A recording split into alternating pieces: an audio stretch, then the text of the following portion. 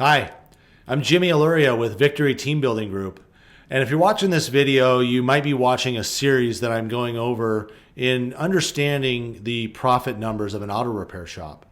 And it's not real complicated if you break it down into simple concepts, simple terms, and really just put some mass to making those numbers real. And so I have another video that I did here to kind of give another gradient to like just break it down a little further and give a little bit more of a picture of how the financials work with regards to percentages of the expenses and then the percentages of profit. And so I wanted to show that the examples here so that you weren't confused as to how the financials look when you're looking at the financials after you get them from your bookkeeper or your CPA, your accountant. When they give them to you, you always want to have them have percentages on there. And the reason is because you want to see if things are in alignment. And when I show you these, the financials and actually see, what the percentage difference is, you're going to see actually where your money's going and what it's allocated to. And then if you're not charging enough, where all the net profit's going, because it really comes down to, making a net profit. You got to make a certain percentage of profit. You got to make a certain amount of profit dollars in order to put money in the bank. So this is going to be a quick video on explaining that. So let me go to my screen here. I'm going to show you what we talked about earlier in the earlier video. I'll review that real quick, and then we'll go into the financials and show you how these things compare. Okay, so in the previous video, we talked about how the shop allocations of funds, like where's the money going? If we took $1 million shop and we broke this down into 10 pieces, 10 percentages, 10 circles, each circle would be worth $100,000.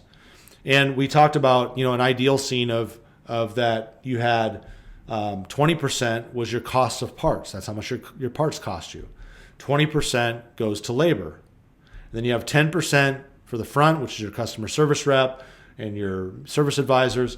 And then you have overhead, like your rent, your mortgage, your insurances, other payroll besides the front, anything like that. Not the technician overhead, that's covered under labor, but your overhead, okay?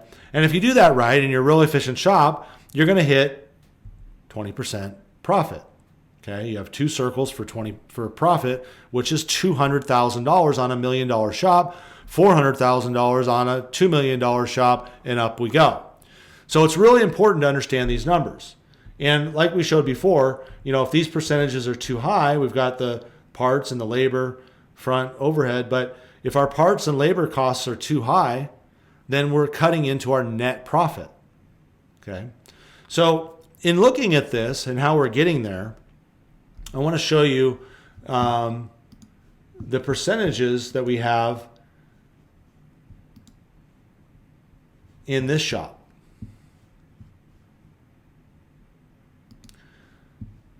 So as you can see here in this example, we have very similar to what we were just talking about, $100,000 a month shop. It's a little bit different than $1 million shop. So, but if you look at just from the standpoint of it's $100,000 in revenue, and we had 10 circles, we have our costs of goods, which is our parts and labor and sublet and tires, is $40,000 or 40%. So that would be those 4 circles that I showed you before.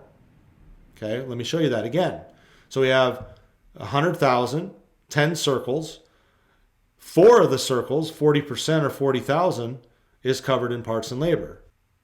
So we'll go back to this example. So there is your parts, 20%, your labor, 20%. And you're also going to have your sublet services and your tires and stuff like that in that part of it, your cost of goods sold. Okay, so that's where your 40% comes from. So now let's go back to the example. As you'll see here, you have 6 circles left. So if we had $100,000, we have 40 going towards parts and labor. 20 to parts, 20 to labor. Now we have 6 circles left. We have 60% of the 10 left. If we have a $100,000 shop, we have $60,000 left. So now let's go back to the example. Okay, going back into this example. Okay, so we had our 10 circles. We had our 4 circles for parts and labor. Okay, and then we have our 6 circles that are left. The 60% that are left.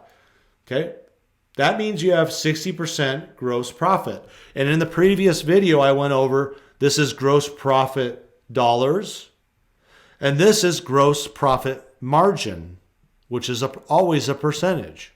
Gross profit margin is a percentage. So we have a 60% gross profit margin. And in this simple example of a $100,000 shop, we have $60,000 and make the numbers simple. But you could plug any number in here, and it's still going to be, if you do 60%, it'll be whatever that is. Okay. Now, where does the other money go?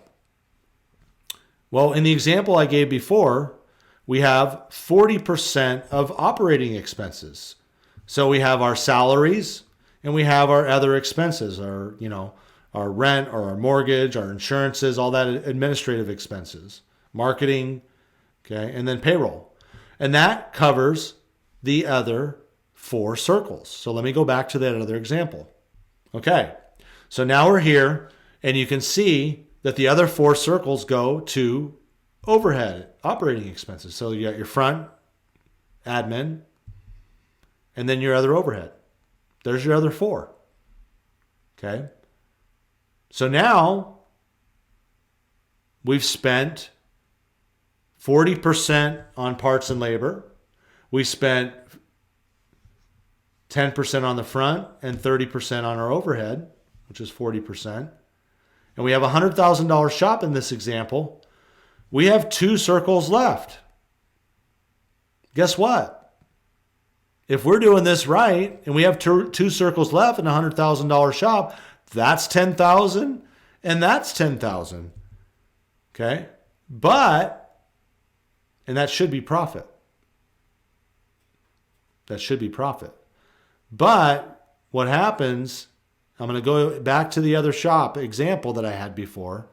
Okay, the ideal scene is that those last 2 circles are profit. But let's go to this example. In this example, we've got our 40% costs of goods sold on the top and our 40% operating expenses. And that leaves us with 20% net profit. 2 circles. All right. Now, what ends up happening in a lot of shops is that the margin, the profit margin, the 60% right here, is not high enough. You can't control operating expenses that much. You can cut 100, 200, maybe 1,000, depending on the size of your shop, by getting in there and finding stuff you don't need. Maybe cutting payroll or whatever. But it's not going to be huge percentage points, guys. It's just not. Okay? So how do we get to this 20% is actually in making sure that our gross profit margin is enough. That percentage is high enough to get us to the 20% net in covering this overhead. So what ends up happening, okay, is you get a shop, it has the same amount of expenses, okay, it's got $40,000 in costs of goods sold, meaning we did the same amount of repairs. We bought the same parts, same labor, and we have a same overhead, same payroll, same rent, mortgage, all that stuff is the same. But the profit margin is only 55%. The gross profit margin is only 55%. And so our gross profit's only $48,950, and we still got to cover this $40,000. And now all of a sudden, we only have $89.50 in net profit. And only 10%, okay? There's only 1 circle left. Okay, and if this goes down another 5% here, guess what happens to this net profit?